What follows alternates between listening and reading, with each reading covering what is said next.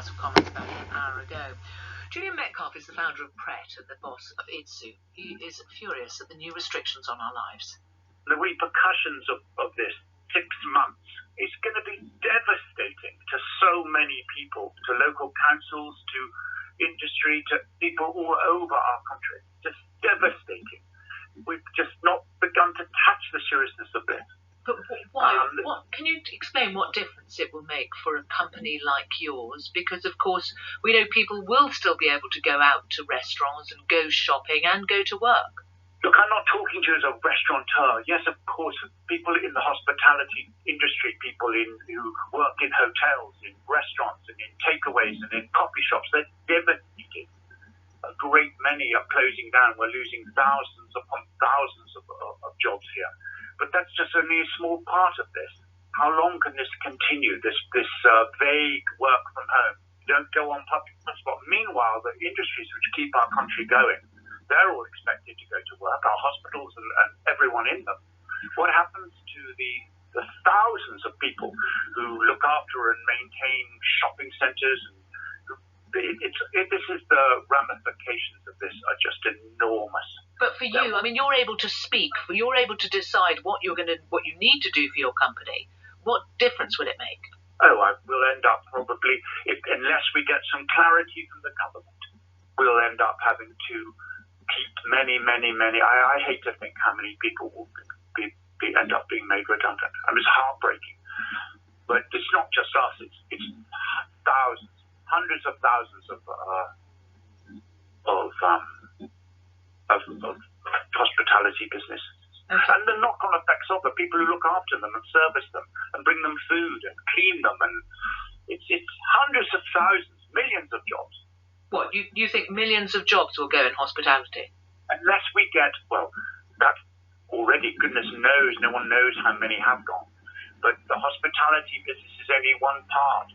You look at all the high streets, shopping centres across our country. What part of hospitality is quite small? But look at the way it's affecting everybody. People in supply, people in manufacturing. But so that people can understand, you obviously have control of ITSU. How many staff do you have? We have about 1,400. We did have 1,400. We're down to, we've probably halved that now. You've halved that now before yesterday's announcement? Yeah, something like that, yeah. What do you need from the government now? You need leadership. You don't need exaggerated, just nonsense. I think our Chancellor has done everything possible. I think it's sound what she's done. I think we're lucky to have him. But clearly around the table, in our leadership, there is no alignment at all. They must be, I think many of your listeners will know that, bickering, arguing, not agreeing on what to do. You praise the Chancellor, but the furlough scheme ends at the end of October. Does it need to be replaced, and with what? The Chancellor is trying to, thank goodness, replace it with something. But we can't as a country go on borrowing money, pretending it doesn't matter. But look at the debt of this country because of this. So, it'd be easy for me to say, give everyone, we'll keep all our staff employed, but it's just not realistic. It's ridiculous. Not helpful.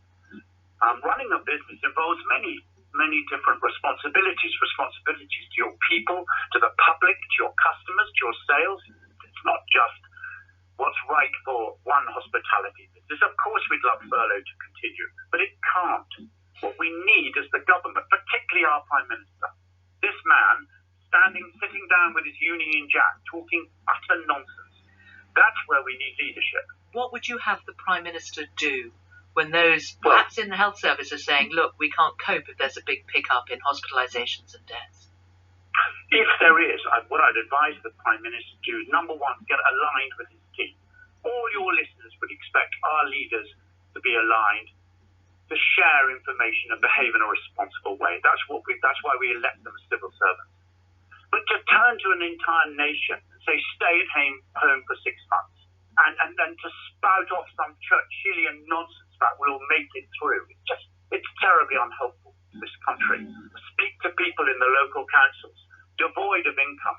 So a company like ITSU, will it still exist in a year's time? It may not. But I honestly don't think that's what's important right now. None of your listeners particularly care about it. They care about far more important things than that, which is the welfare of our entire country. This talk of 6 months is criminal. It should be, we will review it. We are here to serve you as civil servants. We will review the situation and the data each week, each hour. We will behave like responsible people. Not everyone stay home for 6 months and let's see where we are, because the scientists, who by the way are all disagreeing with each other, have said X, Y or Z. It's just nonsense. It is far more serious than any one restaurant or 200 restaurants or every restaurant in the country. This is much more important than that. Julian Metcalfe, founder of Pret and boss of Itsu. Well,